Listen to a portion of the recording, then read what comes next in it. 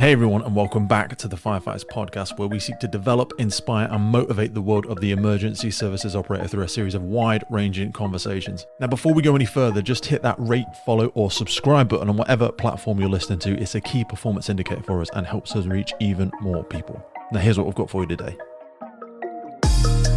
Reflecting, debriefing, and taking part in operational learning is a vehicle to identify new or emerging risks, monitoring trends, recommending remedial actions, and promoting the best practice, as well as achieving continuous improvement in service delivery and the safety of firefighters and frontline operators worldwide. Today's debrief comes through us from Warwickshire Fire Rescue Service, and this is a report into the Atherstone-on-stour fire on the 2nd of November 2007. This one was brought to you by William Wood Watches. William Wood Watches, as I'm sure you're already aware, are the makers of those incredibly authentic watches with a piece of firefighting history in every single one. Be sure to join them on their journey. Head over to williamwoodwatches.com, check them out on Instagram, check them out on YouTube. You can check all of their watches right there, from the Jubilee to the Triumph to the Valium to the Bronze to the Chivalrous, and they run competitions supporting firefighters charities all over the world, including the Firefighters charity in the UK. On the 2nd of November 2007, 4 firefighters entered a building to undertake their duties and never returned. The families of John Averis, Ian Reid, Ashley Stevens, and Darren Yates Badley lost partners, fathers, and sons. This debrief is shared in order to learn those lessons in the hope that this will never happen again. This fire took place at Wellmore Atherstone Limited, Hangar 1, Atherstone-on-stour near Stratford-upon-Avon in Warwickshire. The warehouse itself was a food processing plant operated by Wellmore Atherstone Limited, a supplier of retailers and wholesale sectors. During the afternoon of the 2nd of November 2007, a stock control check was carried out to identify items for recycling and disposal. At around 1700 hours, the packaging lines are completed except for one which is overrunning. Workers on this line continue to work to finish the packaging of the vegetables.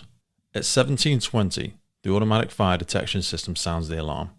At 1724, the engineering manager, having already left the site, is contacted and informed that the fire alarm has activated. He returns to the building to investigate. After attempting to silence the alarm, he goes to the first floor storage area where the alarm panel indicated the detector had gone off. He sees a pallet stacked with cardboard boxes on fire within a bay at the far end of the storeroom. He attempts to put it out with the fire using a foam extinguisher. This extinguisher runs out, so he locates a carbon dioxide extinguisher and attempts to put out the small pieces of paper-like material that had drifted away from the pallet. He believed that he had successfully smothered the fire and leaves the building to get help from other staff. He returns with 5 other people. They find the pallet has reignited, with the flames now reaching the ceiling. They realize that it's safe to leave the building and call 999. At 17:35, an employee calls the Fire and Rescue Service using the mobile telephone. Warwickshire sent 2 fire appliances from Stratford-upon-Avon. The first appliance was a hold time and arrives at the incident. At this point, there are no signs of fire from the outside of the building. At 17:54, the second fire appliance, which is a retained vehicle, arrives on the incident. The officer in charge, IC1, is met by the engineering manager. They recognise each other from the incident in April 2007. They discuss the situation, and IC1 asks what is on fire, its location, and the surrounding hazards. They enter the building via the visitor's entrance and go to the first floor reception area. From there, they enter the corridor and IC1 sees smoke seeping from the gaps in the double doors leading to the lift lobby at the far end of the corridor. The description from the engineer manager is taken to mean that the fire is just beyond the double doors at the end of the corridor. No direct question is asked about the evacuation, with the general understanding being that the building is evacuated. The breathing apparatus entry control point is established outside the visitor's entrance. Stage 1 procedures are put in place. IC1 exits the building to brief the crews. There is no visible smoke in the corridor. The first 2-person BA team enters the building with a hose reel, with a brief to locate and extinguish the fire. They get to the first floor and move along the corridor to the double doors, giving access to the lift lobby. There is still no smoke build up in the corridor, and the lights are still on. They reach the double doors and see wispy smoke coming from around the edges of the door. 1804. Informative message from IC1. Building consisting of 2 floors, 100 by 100 meters, use undetermined, fire on the first floor, hose reel jets and 2 breathing apparatus are in use. Offensive. BA1 enter the area they believe to be the fire compartment. They encounter thick black smoke down to floor level, with limited visibility, but neither firefighter expresses concern over the heat. Unable to locate the fire and with the hose reel pulling tight, BA1 would draw back into the corridor and radio for more hose reel. This is extended outside and they go back into the lift lobby, wedging the inward opening doors open with a pallet and 2 boxes. Still unable to locate the fire, they request a thermal imaging camera via radio. IC1, who has been monitoring their progress from a safe position further up the corridor, checks the thermal imaging camera and takes it down the corridor to them. The thermal imaging screen, when used in the compartment, shows a black screen with no contrast or image. IC1 is informed by the engineering manager of the water supplies available on site, a borehole at the front and a 16,000 litre tanker on the wooded side of the building. Having still not located the fire, IC1 tasks 2 firefighters to check the opposite side of the building for signs of fire and assess water supplies. BA1 make the decision to withdraw as they are low on air. With the double doors propped open, smoke is starting to build up in the corridor. At approximately 18:15, the second 2-person BA team entering the building to relieve BA1. The teams meet in the corridor and exchange information. The smoke at this point is 2 meters off the ground and white in colour. BA2 take the thermal imaging camera and check it is working. As they move into the lift lobby, the screen displays shows a black screen with no contrast or image. The BA Team 2 advanced on their knees, gas cooling at regular intervals. On the right hand side search, they come to a point which is noticeably hotter and they cannot hear or feel water coming down. BA2 put a figure of 8 pulse spray into the front, as they are concerned that the short and long gas cooling sprays are not effective. They are hit by a wave of heat which they believe to be steam from something very hot. Breathing Apparatus Team 2 withdraw from the building and are agitated by this state. By this time, smoke is down to ankle level in what they perceive to be the fire compartment, but it is actually the lift lobby. Outside, the engineering manager assists firefighters to draw a plan of the route to the fire on the back of the BA board. The fire is further into the compartment than they were originally informed, now understood to be 18 to 22 metres through the double doors and off to the left. At 18:28, an assistance message from IC1 is sent. Command Level 1, make pumps 3 for BA, as we are having difficulty locating the seat of fire due to the size of the premises. At 18:30, a BA tender is mobilised in addition to appliances requested. At 18:34, night shift crew, in a 4x4 with IC2, arrives from Stratford-upon-Avon Fire Station to relieve the whole-time day shift. One of them describes seeing smoke slowly drifting upwards from somewhere in the centre of the building, from under the eaves of the building. With the entry control point clear of smoke at this point, they set up a covering jet and the BA servicing area. IC1 requests that a third BA crew, BA3, to continue to search for the fire.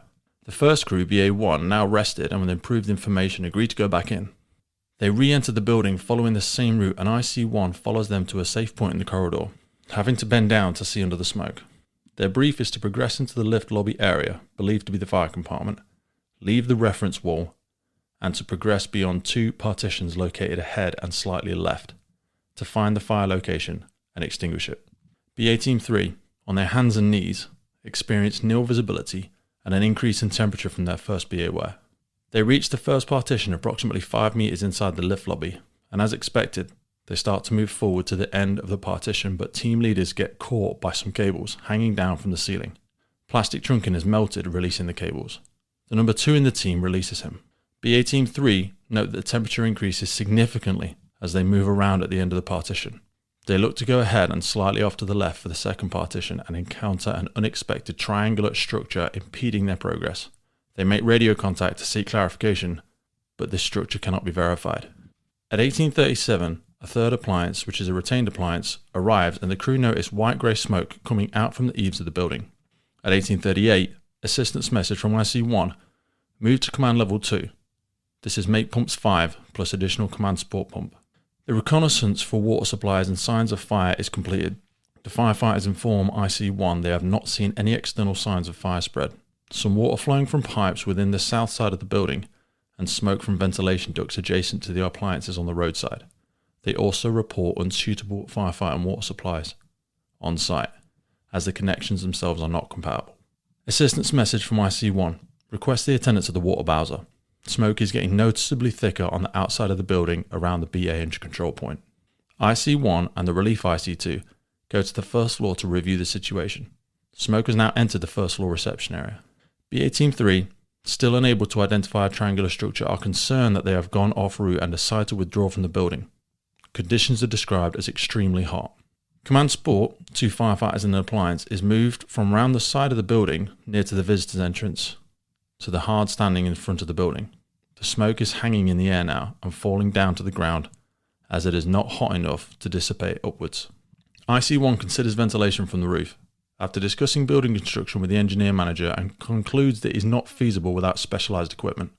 BA Team 3 exit the building and initiate further discussions for venting of the fire. They then draw a new plan using the command support pack in consultation with the engineering manager. At 18:48, IC2 takes over command of the incident from IC1, approximately 2 minutes before next assistance message was sent. At 18:49, the fourth appliance arrives on scene. There is no heavy smoke and no flame is visible from the outside. The crew observes no blackened windows and the smoke is misty, like steam. At 18:50, assistance message from IC2, move to command level 3. At 18:52, fire cover arrives as a station manager. He notices grey smoke coming from the eaves of the building. At 18:53, a 4-person BA team, designated as Red 1, enter the building with a brief from IC2, using the new plan and drawing to carry out a right-hand search of the fire compartment, locate and extinguish the fire, and report back on conditions on the inside. They are tasked, if possible, to find an alternative entry point and look for ventilation options. They take with them an extended hose reel. Light smoke is coming from the eaves of the building and the first floor lights are still on.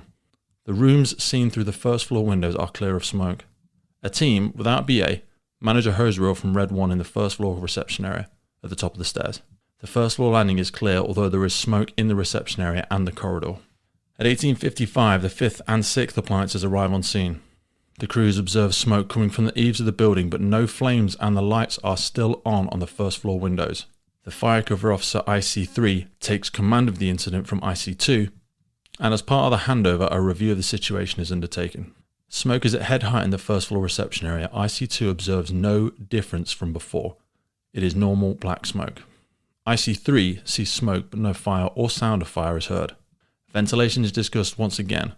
There is a mechanical ventilation system in the building, but a reluctance to use it because of uncertainty as to where it will spread the fire. Smoke is dropping around the BA entry control point now. 2 firefighters are sent around the outside of the building looking for another point of entry. On the south side of the building, at the eaves, they notice a section of the steelwork is glowing red. IC2 is informed of the situation on their return and to the BA entry control point. A team is tasked to secure water supplies on the wooded side of the building and to set up firefighting jets. Breathing apparatus entry control point is relieved by the night watch and stage 2 procedures are implemented. In 1907, another 4-person BA team, designated as Red 2, enter the building with a brief from IC2, now acting as a sector commander, to carry out a left-hand search of the fire compartment to locate the fire, extinguish it, and to look for ventilation options. They take with them an extended hose reel. A 2-person BA team relieve the team managing the hose at the first floor reception area. They find the stairwell and reception area clear of smoke, with hazy smoke in the corridor leading to the lift lobby.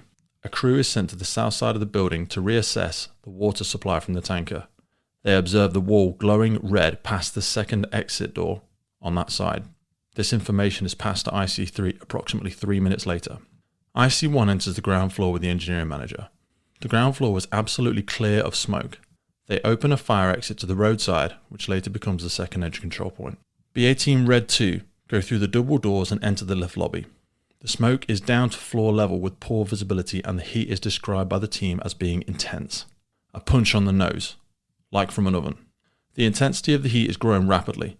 They notice the hose reel and Red 1 going to the right and the team leader is aware of Red 1 in front of him and can hear them speaking. Gas cooling is having little or no effect. Stratford-upon-Avon's day watch with IC1 leave the incident ground at this time. In 1911, the 7th appliance arrives from Leamington.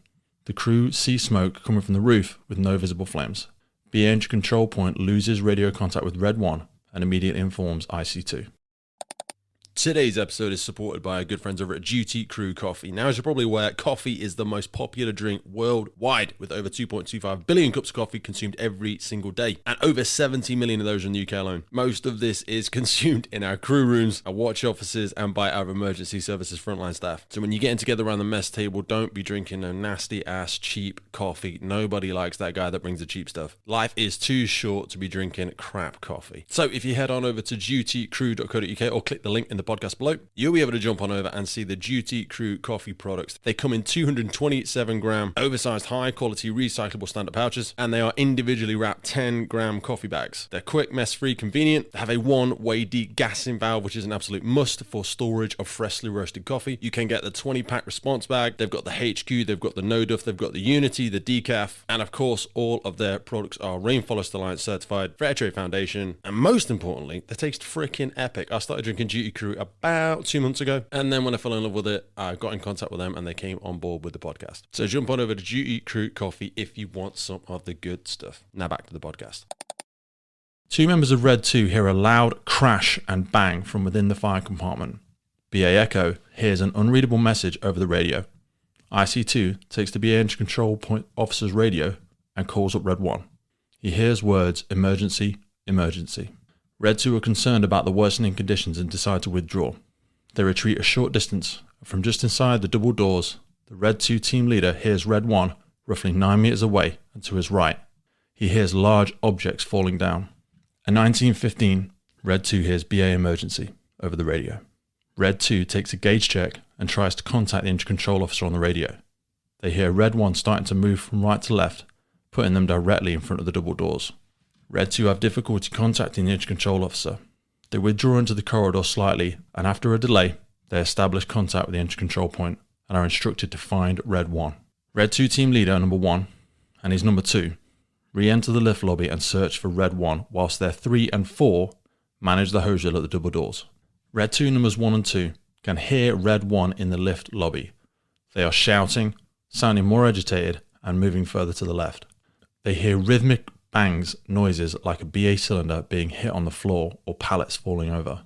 Red 2 numbers 1 and 2 follow to their left-hand wall in the direction of the noises from Red 1. The temperature is rising. Smoke levels are increasing in the corridor. They hear noises from something wooden being kicked. They shout to alert Red 1 of their presence. Red 2 number 1 senses that someone is close by and moves out from the wall. He is nearly 2 meters off the wall with his back to it. They continue to gas call. A firefighter from Red 1 appears out of the smoke in front of them. He does not speak and is staggering. Red 2 number 1 grabs hold of him and pushes him towards the wall, and the firefighter follows the wall, bursting past Red 2 number 2 towards the double doors. Visibility is very poor. Red 2 numbers 1 and 2 remain in the lift lobby area, expecting the other 3 members of Red 1 to appear. The firefighter from Red 1 locates the double doors and exits the lift lobby to the corridor. He bursts through the doors at speed, passing Red 2 numbers 3 and 4, who are unable to seize hold of him, and disappears into the smoke with his low pressure warning whistle and BA set going off. Visibility in the corridor has deteriorated, and Red 2 numbers 3 and 4 believe him to have progressed back out. Red 2 numbers 1 and 2, still on the left-hand wall within the lift lobby, continue to search for the remaining 3 members of Red 1 and reach the full extent of the hose reel. The shouting and banging that could previously be heard has stopped, and they hear automatic distress signal units for the first time. They take a few steps beyond the end of the fully extended hose reel.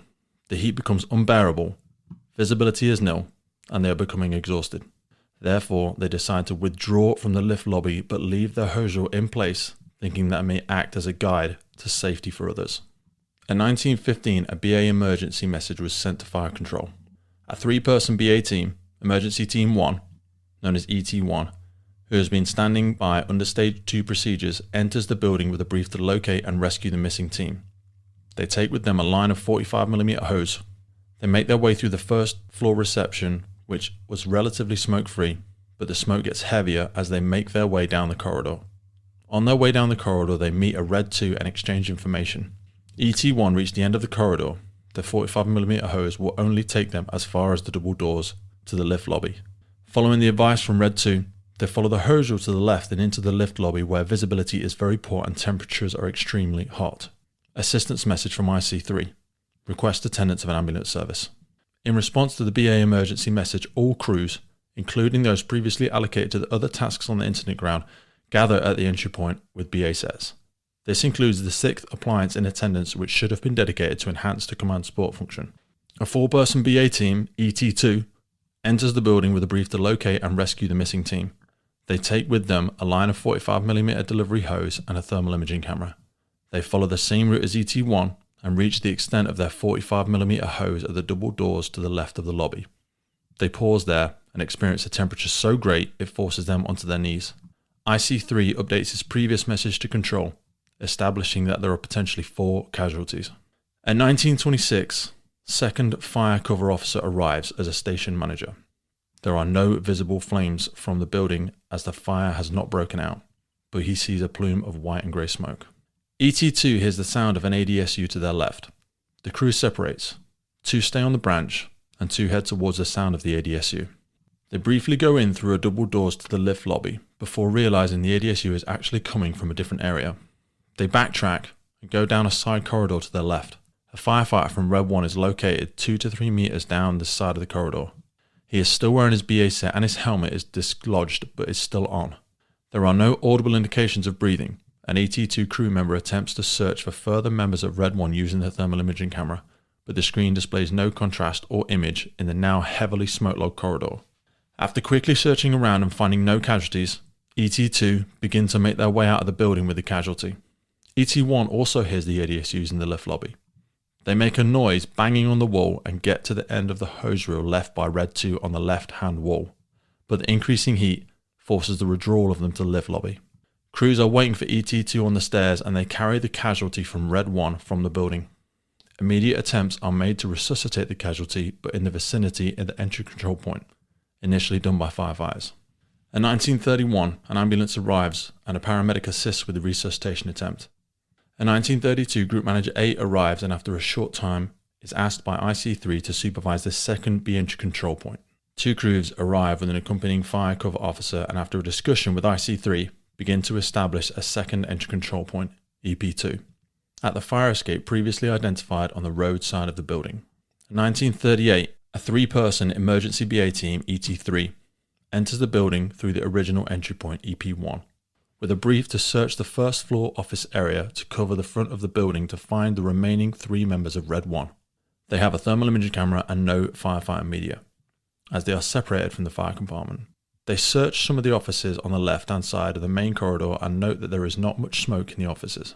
After searching the offices, ET3 heads towards the lift lobby area upon the corridor and picking up a hose reel branch on the way.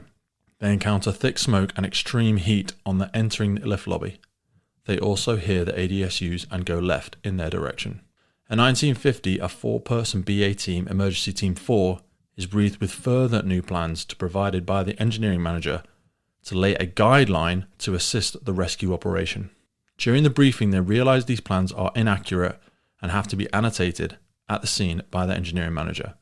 ET4 enter without firefighting media with a brief to collect a hose reel en route. In the first floor corridor, they locate a hose reel, test it, and find it to be ineffective. They continue to lay the guideline down the corridor towards the lift lobby. In 1952, Duty Crew Manager B arrives and takes over the incident command as IC4.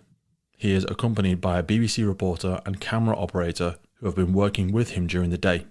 In 1957, the Chief Fire Officer arrives. After speaking with IC3 and IC4, it is agreed he would deal with strategic and organisational issues whilst being kept informed of the operational aspect of the incident. In 1957, Water Bowser crews request an increase in the water pressure in the area. 13 minutes later, IC4 checks on the progress and is informed that the request has been delayed. No postcode could be supplied and the request goes through the wrong area. IC4 appoints a water section with station manager who has just arrived on scene. The plan is to utilise more appliances and crews, secure the borehole supply on site, which is capable of producing at least 35,000 litres a day to secure a supply from the river store using the high volume pump. In 1958, a crew go around the south side of the building looking for alternative entry points and signs of their missing colleagues. They enter the building without BA through a staff entrance and go up to the first floor. They initially encounter light white smoke as they search offices. At 20:00 hours, assistance message from IC4, move to command level 4, makes pumps 12 plus further supporting officers. The crew searching off the offices in the southeast corner of the building exit by the staff entrance and re-enter through a fire exit further along the south side. They go up the stairs to the first floor, not encountering any significant smoke or heat until they open a set of double doors. When doing so, they encounter thick smoke, heat, and hear ADSUs. Falling to their knees, they shout to try and see through the smoke, and they are torches. At 20:00 hours, the crew searching offices in the southeast corner of the building exit by the staff entrance and re-enter through a fire exit further on the south side. They go up the stairs to the first floor, not encountering any significant smoke or heat until they open a set of double doors, when they encounter thick smoke, heat, and hear the ADSUs. Falling to their knees, they shout and try to see through the smoke with their torches, but have to retreat back down the stairs due to the deteriorating conditions. At 20:01, assistance message from IC4, make pumps 16. At 20:02, BA main control is set up and the clocks synchronized and communications established with the BA entry control points. At 20:02, the firefighter casualty from Red 1 rescued by ET2 is taken to hospital, where he is formally pronounced dead. At 20:02, the group manager, operating as entry control point 2 and liaising with the rest of the teams, is using the latest available plans to coordinate the use of guidelines.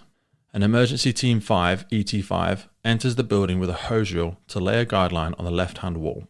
The engineering manager and his 4x4 vehicle are commandeered by a firefighter and assist to replenish BA cylinder stocks.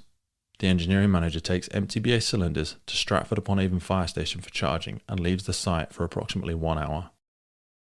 A quick reminder for all of our listeners of our monthly giveaway. Now, as part of our partnership with Hikes, Rosenbauer and Tallyman, we give away that little bit extra to our podcast listeners every single month. You can get 2 personalized BA tallies. These are hardware and they've got your own name on them, they've got your own service number on them, and they have the podcast logo on the back. And then for the juicy stuff, Hikes give away a pair of their incredible footwear. And some of the stuff is pretty expensive stuff, to be honest with you. We try and switch it and change it every month. We are guided by the gods of Hikes to make sure we are giving you exactly what you need for that time of year. So it might be boots, it might be trainers, and then once every quarter our good friends over at Rosenbauer are giving away their Boris B5 firefighting boots as well. So to be in with a chance to win, jump over to our social media platforms or YouTube, where you need to tag a member of the emergency services in the post, be following our page, and you will be in with a chance to win at the end of every single month. Back to the show.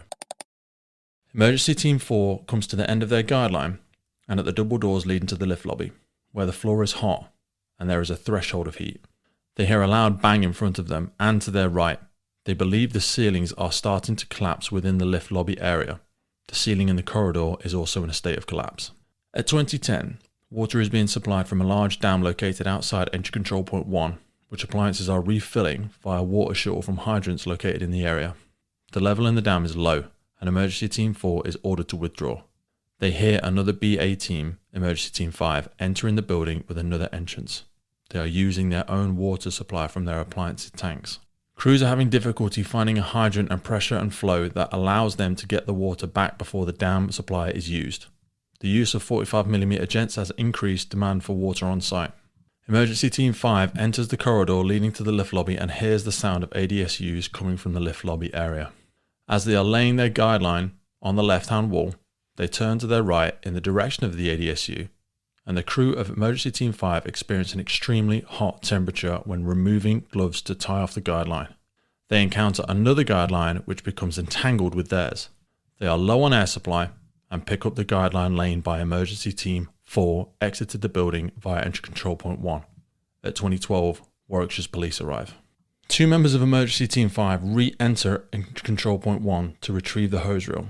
They get to the corridor leading to the lift lobby and encountering thick, black smoke. The temperature there has increased since the time they have been outside.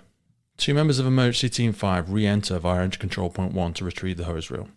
They get to the corridor leading to the lift lobby and encounter thick, black smoke and temperature that has increased in the time that they have been outside. At 2013, Emergency Team 5 is briefed by Group Manager A, operating at entry control point 2, and there is further discussion over the accuracy of the plans supplied and annotated by the engineering manager. At 2032, more crews arrive and are tasked with marshalling appliances in the holding area. A further water carrier also arrives on site. At 2035, a HP hydraulic platform also arrives. At 2036, a 4-person BA team, now Emergency Team 6, is briefed to enter entry control point 2 to the first floor and follow the sounds of the ADSUs to locate the missing firefighters. They split into 2 teams, with 2 on the hose reel branch and 2 hose managing behind them. They are by the double doors to the lift lobby and hear the ADSU operating to their left. They look under the smoke layer and see 2 torch lights in the distance. 2 of the crew head off down the left-hand wall towards the torch lights and 2 stay behind with the hose reel. At 2037, the Deputy Chief Fire Officer also arrives at the incident. At 2038, a 4-person BA team, Engine Control Team 7, is briefed to search and rescue Red 1 and enter via Engine Control Point 1 to the first floor using the guideline. They have a thermal imaging camera with them and pick up the hose reel in the corridor. The BA team reach the double doors to the left of the lobby area. The hose reel and the guideline are tangled and hamper their progress. They have to withdraw as their air supply is low. At 20:51, 2 members from Emergency Team 6, while crawling on their hands and knees due to the heat, find 2 firefighters from Red 1. They are both on their backs, but their torches are still on. Their BA gauges both read 0. Their face mask seals are not broken, and their helmets are on. There is no firefighting equipment or debris near them. Emergency Team 6 report back via radio to Engine Control Point 2 that 2 casualties have been located. A 4-person BA team, Emergency Team 8, is about to enter the building from Engine Control Point 1 when they hear the radio message. Having already handed in their tallies at Engine Control Point 1, they divert and enter instead through Engine Control Point 2 to assist Emergency Team 6. A 3rd firefighter from Emergency Team 6 leaves the fully extended hose reel to help his colleagues with the casualties. They try to move them but are unable to do so. Emergency Team 6, experiencing tense heat and with their air supply running low, have to withdraw from the warehouse without the casualties. On the way out of the lift lobby, they hear a loud crash and bang. The building is starting to collapse. On the way out, they meet Emergency Team 8 and tell them the casualties are at the end of the hose reel and the building is failing. At 20:54, another water carrier arrives. Emergency Team 8 go to the end of the hose reel in the lift lobby in conditions of 0 visibility. They hear ADSUs and drop to the floor to search. They sense things are falling all around them, and after an almighty bang and crash, they are forced to withdraw. Firefighters waiting for casualties in the staircase above Entry Control Point 2 hear a loud crash, followed by a large plume of black smoke entering the staircase. The smoke outside is thicker and causing problems for some firefighters. The paint is blistering on the cladding and below the roof, which is glowing red. At 2100, the fire alarm system has been repeatedly reactivating throughout the incident. Following repeated attempts to silence the alarm at the staff entrance, the engineering manager disconnects the battery. He notes that flames are now visible, having breached the south side of the building. A 4-person BA team, Emergency Team 9, accompanied by a 2-person BA team, Emergency Team 10, consisting of 2 former members of Emergency Team 6, are briefed to enter Entry Control Point 2 for a further attempt to recover the casualties. Emergency Team 10, with previous knowledge of the locations, are to guide Emergency Team 9 through the lift lobby doors and place them on the left-hand reference wall, then withdraw. Emergency Team 9 are briefed to recover the casualties.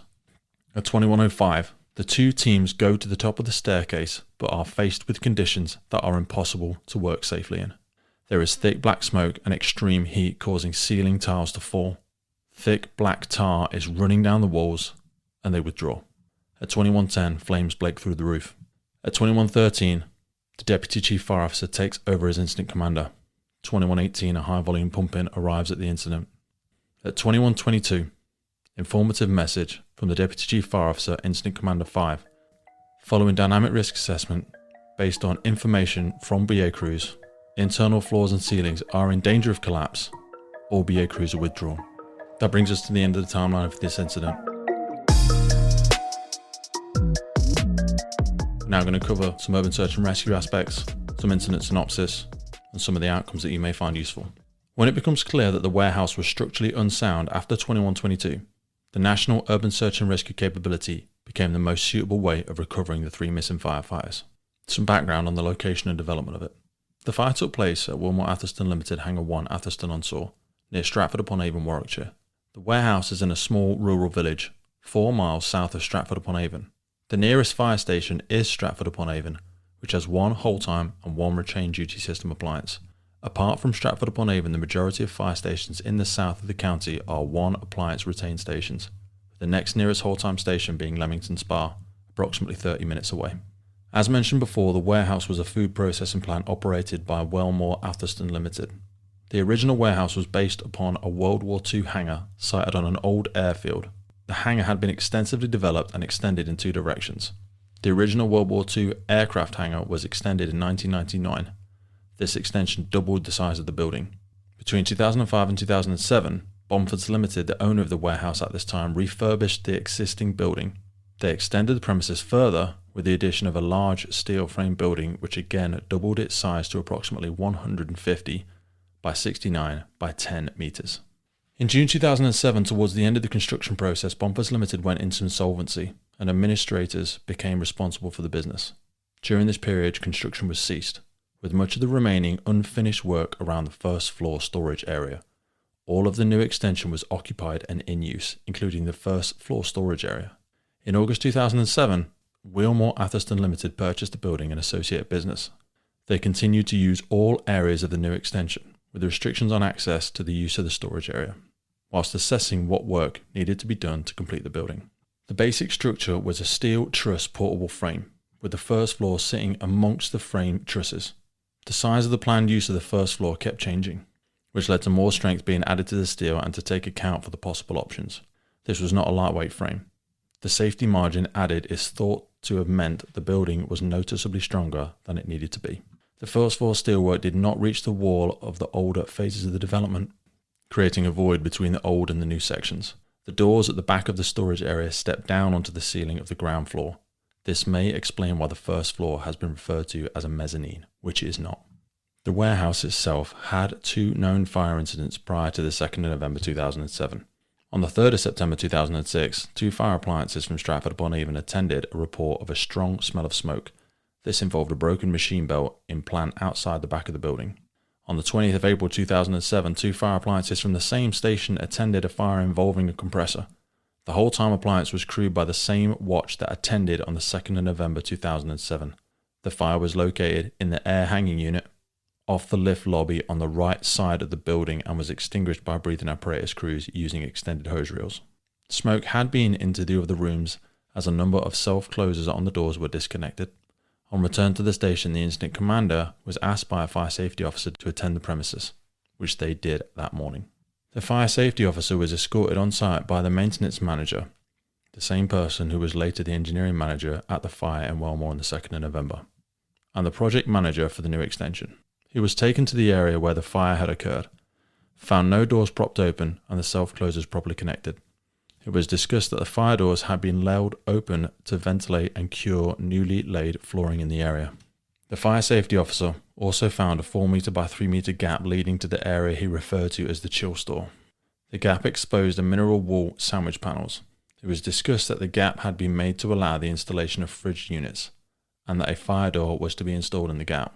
Advice was also given about the positioning of smoke detectors, the importance of maintaining compartmentation and keeping doors closed, maintenance of fire precautions throughout the construction phase, and the need to carry out a fire risk assessment. Neither the September 2006 incident, the April 2007 incident, nor the subsequent fire safety officer visit identified the need for an operational premises risk assessment to be carried out under Section 7.2d of the Fire and Rescue Service Act. After discussions between the chief fire officers of both services in attendance, it was agreed the urban search and rescue sector would be established, and this formal arrangement took effect on the Sunday the 4th of November at 1100 hours. Initial urban search and rescue operations started on Saturday the 3rd of November at approximately 1700. The incident scene was divided into 3 distinct areas to assist the USAR operators. Area 1, at the end of the building, was an area that was severely damaged by fire and heat. This was subject to internal structural collapse and partial external collapse. Area 2, an area in the middle of the building, constructed predominantly of heavy-duty steelwork, had suffered total collapse. And Area 3, an area at the far end of the building, was largely intact but had been subject to smoke damage. On Sunday the 4th of November, timber walkways were created across the first floor to the last known whereabouts of the missing firefighters. The condition of the structure was monitored by structural engineers, whilst USAR search operations, police, fire and rescue, and health and safety executive investigations continued. USAR teams and advisors from around the country attended the incident.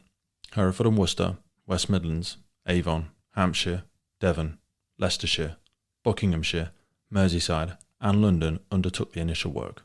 A further 3 Fire and Rescue Service USAR teams from Norfolk, Essex, and West Yorkshire were mobilised but not required as the firefighters were found prior to the team's arrival on scene. The police senior investigation officer confirmed the incident ground was to be treated as a crime scene. There was agreement with the police and the fire incident commander that the USAR sector commander would oversee rescue operations, with the police retaining primary control for the crime scene. Regular meetings were held with the fire incident commander, fire investigation officer, health and safety executive officer, scenes of crimes officer, and the police on-site commander. Away from the scene, the Chief Fire and Rescue Advisor was briefed, who in turn briefed the advised government ministers. Urban Search and Rescue established inner and outer cordons, and a strategic holding area at the Moreton in Marsh was created for USAR and logistical support. The 3 missing firefighters were located on the 6th of November 2007 and recovered from the building. USAR resources were returned to their own fire and rescue services on the 7th of November 2007. However, the USAR sector commander continued providing further assistance to the police. Following the deaths of the 4 firefighters, a number of organisations undertook investigations, including Warwickshire Police.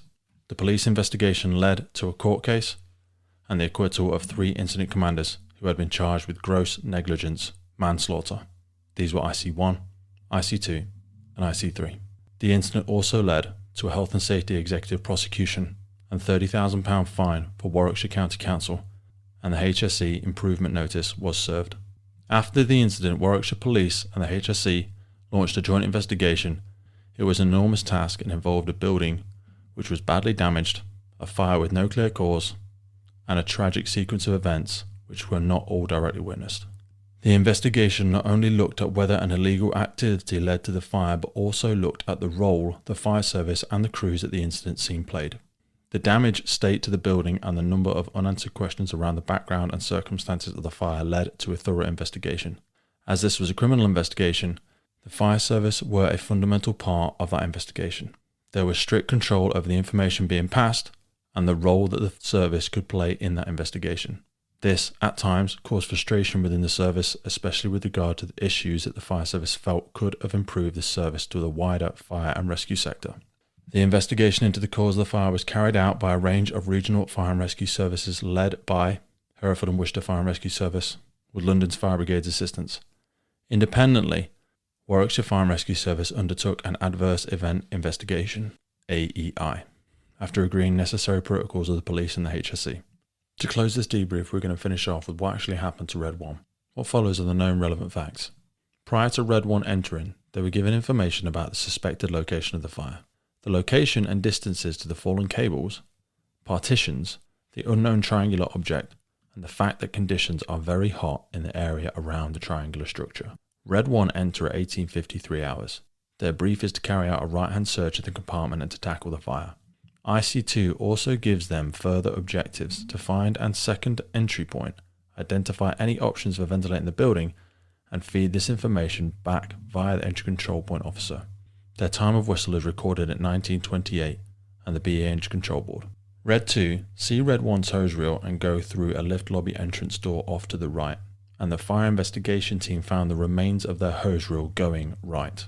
The hose reel was found to be heading towards the gap in the wall, with one piece of hose reel fragment evidencing its return in forensics. Red 1's hose reel was also found in the forensics, and the amount of hose reel within the fire compartment could not be determined due to the sections of hose reel up to the gap inside the wall had all burnt away.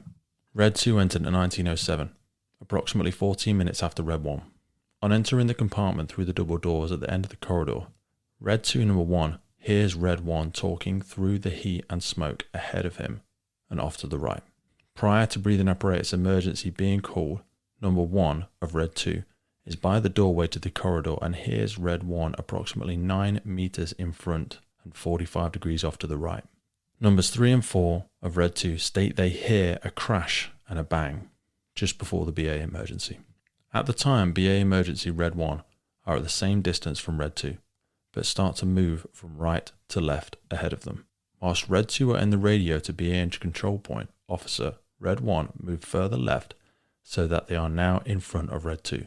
By the time Red 2 come into the compartment to search for them, Red 1 are to the left and ahead of them and moving further away. As Red 2 move down and left-hand wall towards the sounds of Red 1, they can hear rhythmic bangs and noises ahead of them. Red 2 also notice the heat increasing during this time. A short while later, members of Red 2 hear someone or something kicking something like a wood or the door. I thought they had gone into the room or something, and this had confused me even further. A member of Red 2, after sensing something close by, moves out from the left-hand wall, and with the back to the wall, a member of Red 1 appears out of the smoke from the direction of the partition wall. Whilst it is not definitely evidence how far along the left-hand wall the members of Red 2 were at that time, the number 2 of the crew suggests that there were 2 to 3 metres from the double door on the left-hand wall. This put them into the forensic grid found after the incident. The crew member from Red 1 is placed onto the left-hand wall. He runs past Red 2, numbers 3 and 4, at the double doors and then lose sight of him into the smoke. He is found again, approximately 6 minutes later, in the corridor running adjacent to the lift lobby, 2 to 3 metres down the corridor.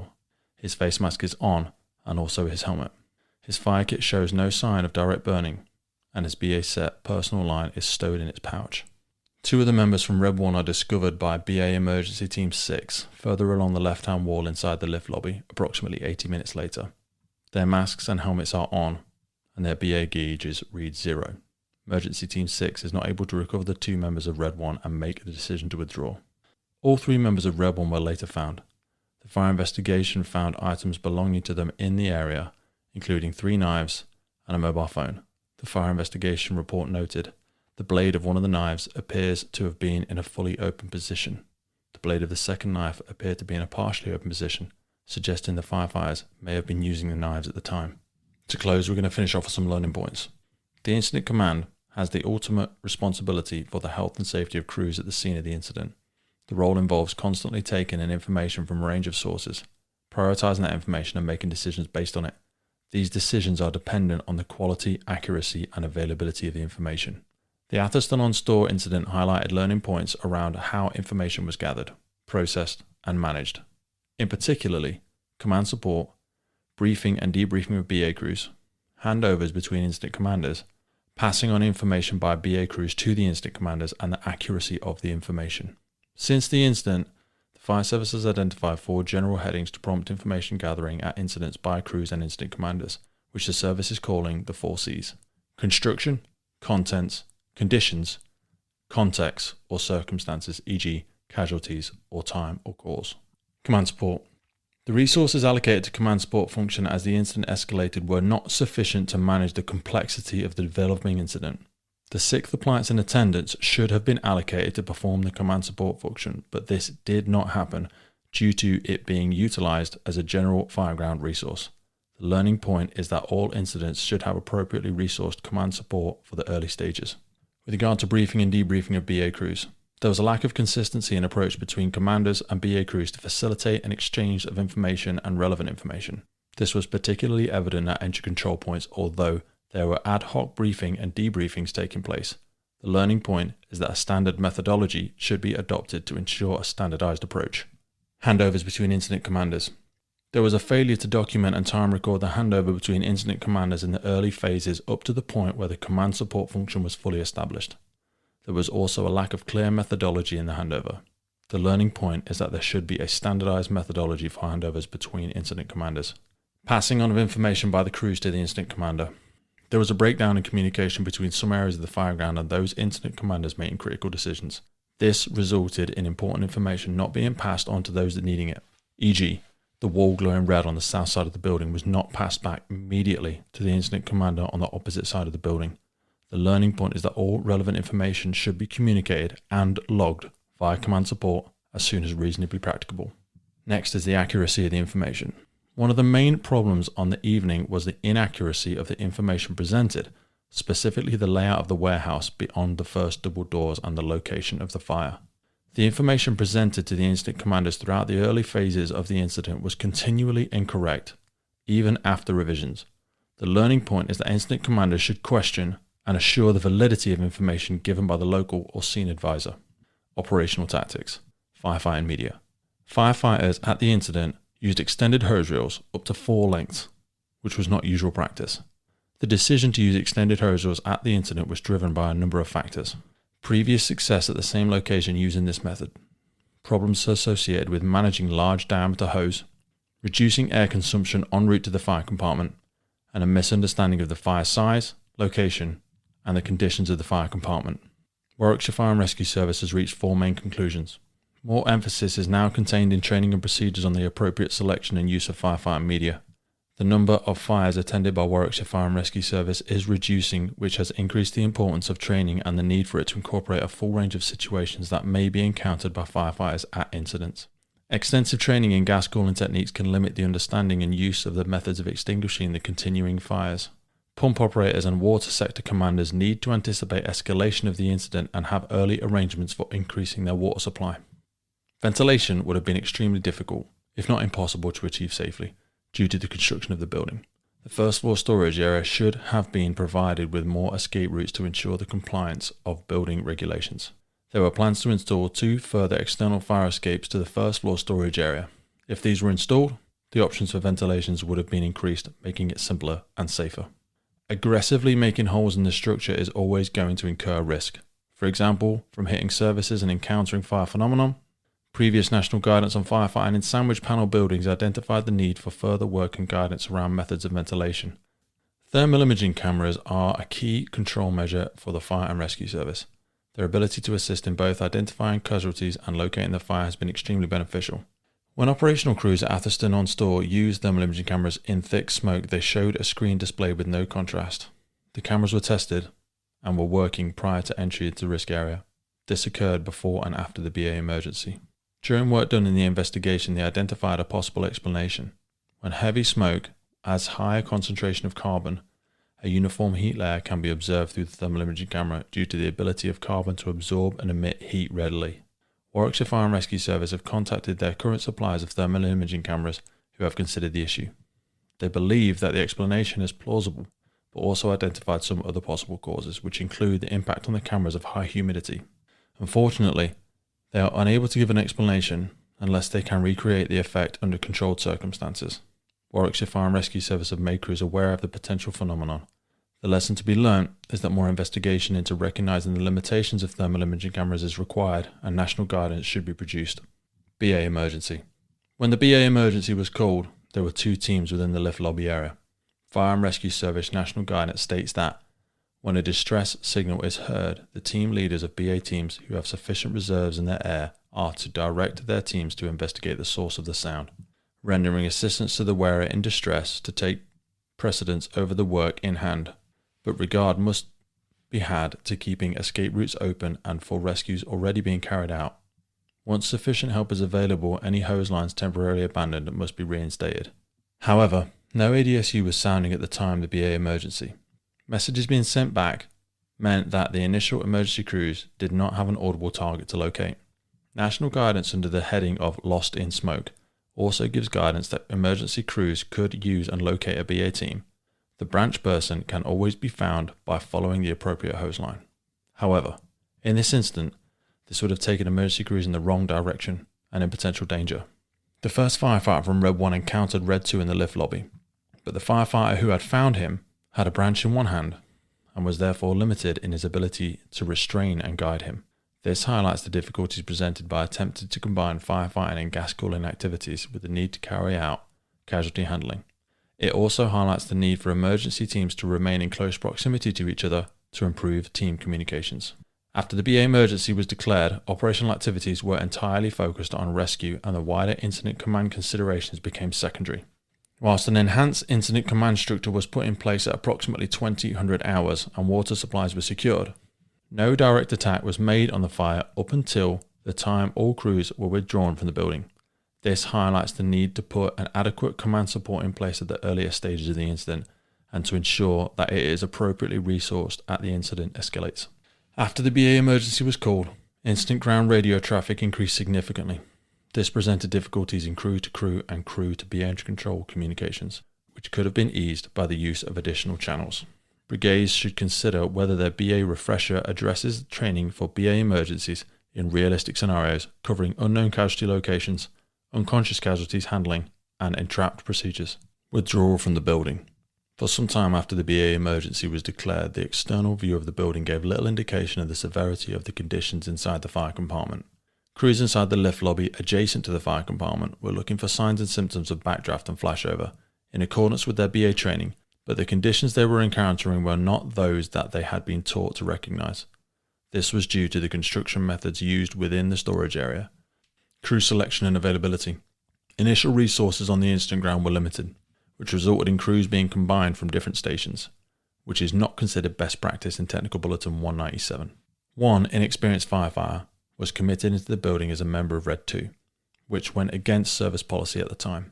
The learning points from this incident are the need to make up early in order to ensure that incidents are adequately resourced for BA, the need to consider the experience of BA wearers when assembling a BA team for a particular task, the importance of realistic training and development for BA wearers, giving the falling number of opportunities to gain real-life experience, the importance of reviewing service policy against what is safe and practicable. A final note as we close this debrief. The service will never forget Ian, John, Ashley and Darren, or the life-changing impact of the tragic event upon their families, friends and colleagues. It is the service's sincere hope that this report will go some way at least answering the many outstanding questions that remain in the minds of our firefighters' families and friends. Atherstone-on-stour has had a significant impact on organisational confidence, and much effort has been invested in promoting an understanding of the events of 2nd November 2007 and the steps that have taken to prevent further loss of life. Warwickshire Fire Rescue Service has completely reviewed its approach to training since 2007, particularly breathing apparatus and incident command, with a clear focus to addressing the main learning points contained within the report. The service is committed to promoting operational confidence whilst conscious of the danger of becoming complacent at any level.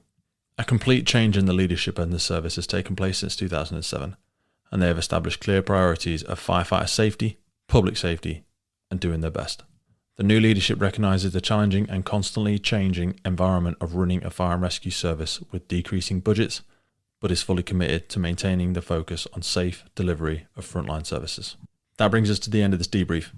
I hope you found it beneficial, educational, and I hope it acts as a warning to double down on your training, to support your colleagues in their own development, and to ensure that the lessons learned from these debriefs will help us avoid further tragedies in the future. Thank you for coming back to the Firefighters Podcast, and we'll see you again soon.